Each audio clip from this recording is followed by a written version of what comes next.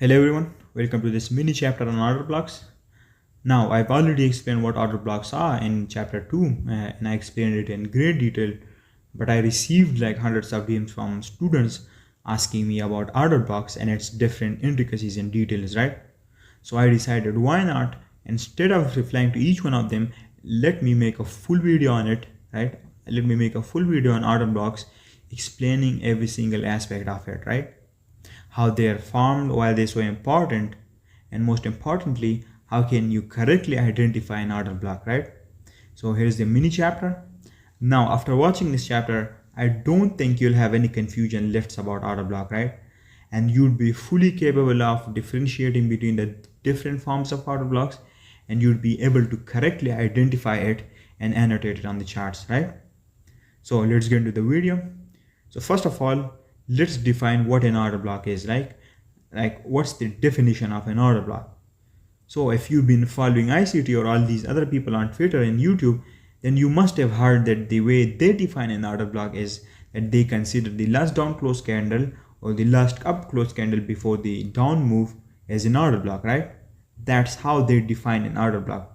But that's the wrong or incorrect way of identifying or defining an order block, because that's predominantly based on patterns instead of logic, right? And what we must seek in trading and in our analysis is logic and a logical framework, right? So that's the incorrect way of defining an order block.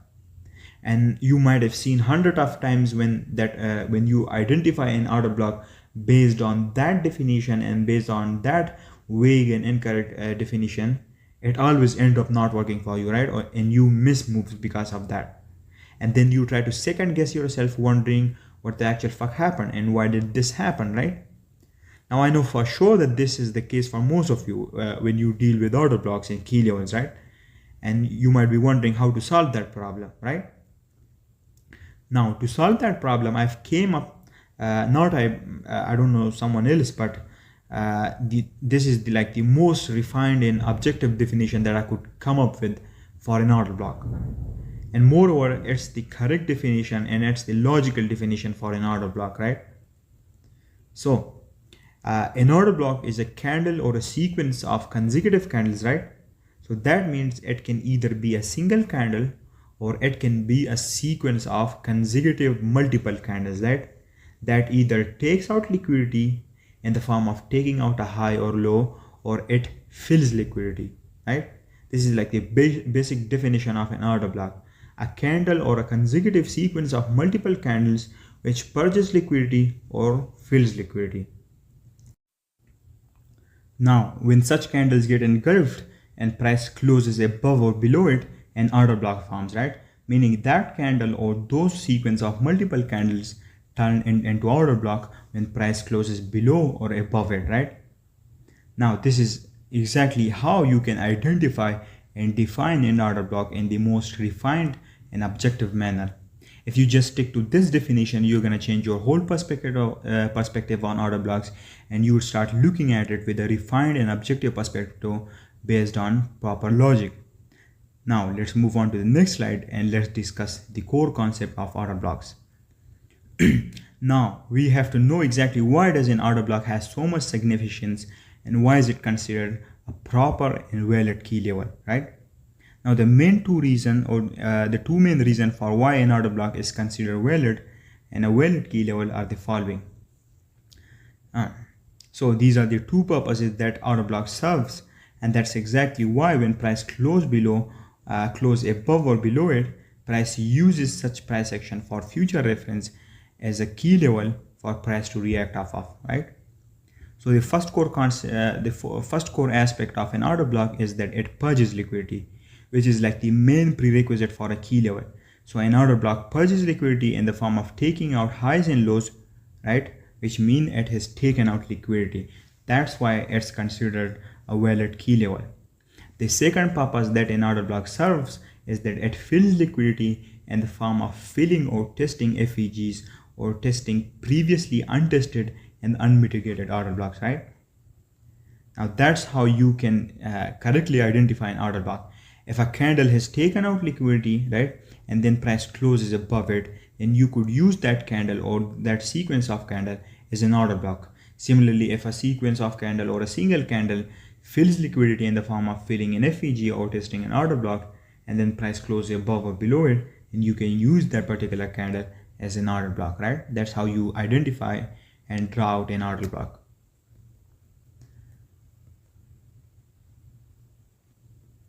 So these are the two main things that an order block does, right? Now it doesn't have to do both of them, right? But it has to at least do one of these things. It must do or does either one of these things to be considered a valid key level in a valid order block. Now let's move on to the next slide to see some examples of how price purges liquidity and how an order block forms. So right here you can see that we've got this range low, right?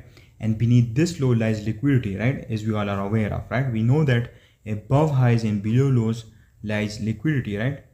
Now what happens is that price comes down below and purges this low, meaning it purges liquidity or takes out liquidity, and it does it with these sequence of consecutive candles right here, right? This particular candle right here is the exact one that purges the liquidity and takes out the liquidity, meaning it takes out the low, but then also the next two candles with it also plays a role in purging liquidity. So when price close above these candles, we would regard this sequence of candles as an order block. Now you can see what happened is that price went above and closed above these candles with this particular candle, and now these candles are considered a valid order block, right? Because they've done and followed the two main important rules for an order block. First of all, it purged liquidity in the form of taking out and purging below this low, and then second of all, price closed above it, so this is a valid order block. Let's move over to the next example. So right here you can see that we've got this range high, right? And what happened is that price purged that high with this particular candle, right? Meaning this particular candle right here purged liquidity and took out liquidity in the form of taking this high. Now when price closes below this candle will become a valid bearish order block. And you can see right here, price closed below it and then it tested this bearish order block and reacted to it explosively, and price expanded lower again, right? Let's move over to the next example. So right here, first of all, you can see that with this candle right here, we took out a low to the left and we purged liquidity by taking out that low, right? Now you cannot see that low on this chart, but I've drawn out this high, this low right here, and you can see that price went below that low and purged it, and now when price closes above it, it will become a valid bullish order block, right? And that's exactly what happened. Price closed above it and then it came down to test it and then reacted off of this order block. Now what you can also see right here is that before we tested this order block, this bullish order block, we formed this high right here, which generated liquidity below this low, and then price came down below and took out this low with this particular candle right here. And now again, based off of the definition of an order block, you can see that we've taken out this range low, right? And we purged liquidity below this low with this candle.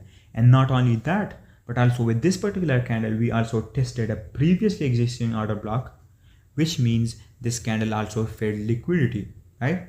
So now this candle has done two things. It purged liquidity, and also along with that, it filled liquidity in the form of testing an order block. So now when price closes above it, this will become, and this candle will become a high probability and a high quality order block. And you can see we reacted to this order block and expanded above explosively, right? This was a type of an order block which not only purged liquidity but also filled liquidity. So this was a high probability order block. This is how you identify a high probability order block. Now let's move over to an example for an order block which only fills liquidity, and let's see how it looks and how it forms. So right here we can see that we've got this FEG right here, and what happened here is that with this down close candle, we filled it liquidity in the form of testing it, right? In the form of testing this FEG. Now you can see that with this candle, we did one of the core things that is needed to be done by an order block before it's considered valid, and that is that this candle filled liquidity in the form of testing this FEG. Now when price closes above this candle right here, this candle is going to become an order block, and you can see that the price came down below and tested this order block and reacted off of it and exploded higher. But you can also see another order block of the same form in nature right here as well. You can see that we tested this previously existing order block with this candle right here, which means that this candle has filled liquidity in the form of filling the unfilled liquidity of this untested order block, right? And it did it with this particular candle.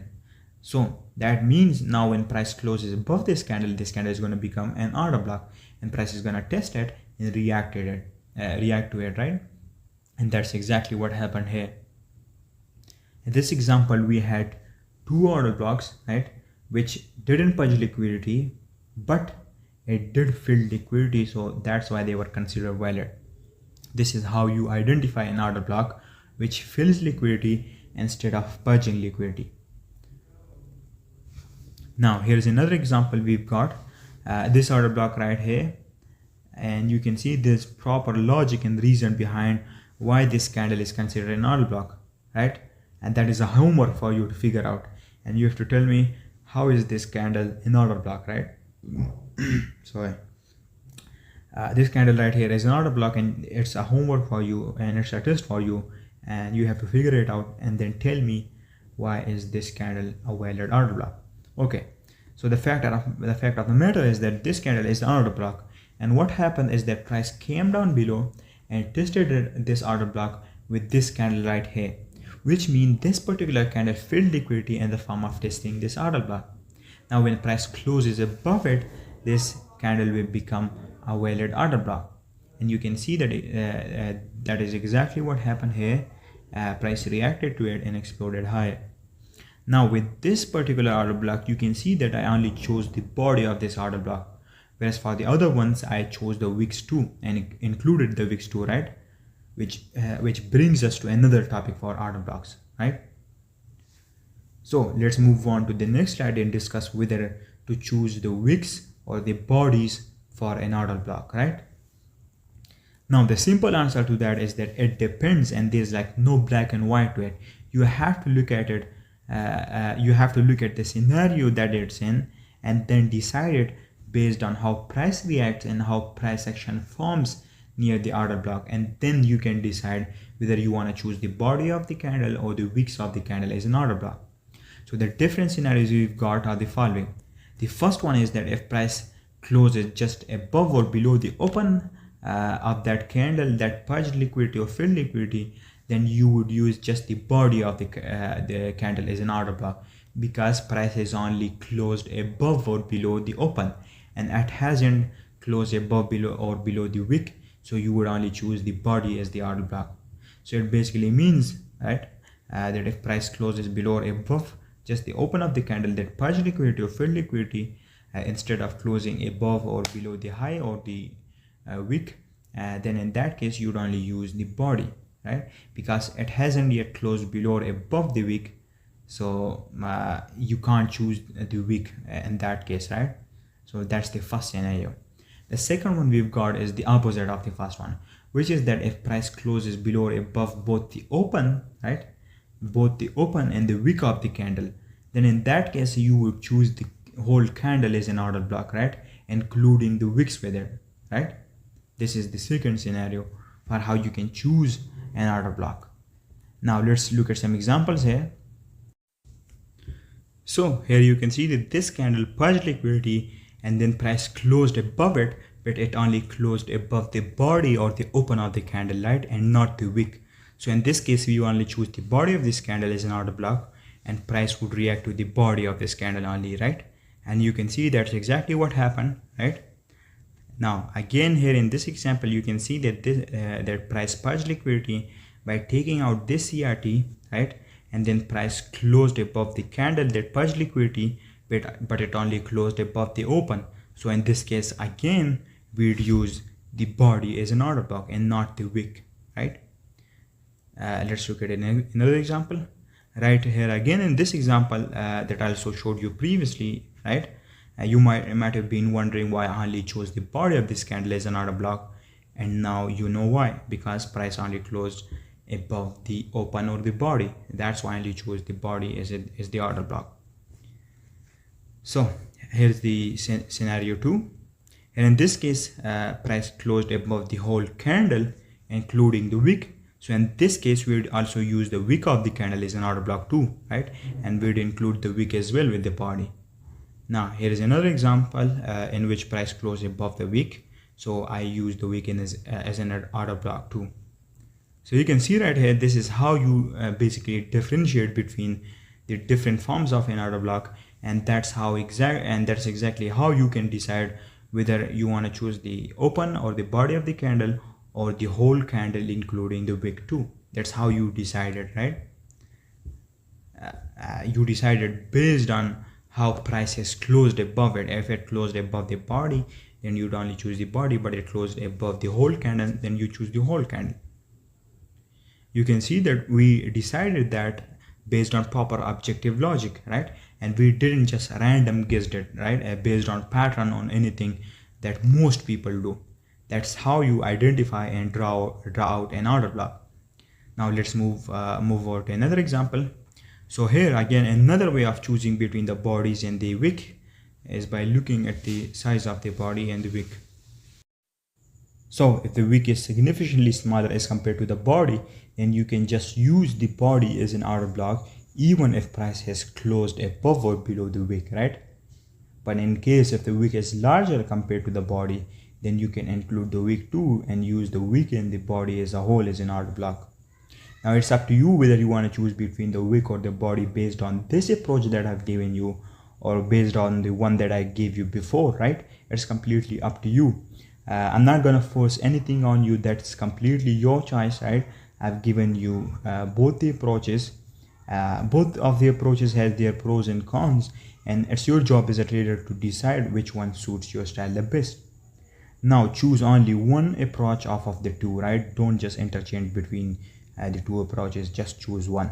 Now if you had to ask me for advice on which approach is better, then I would say that I don't know. It's up to you to decide and to gather data.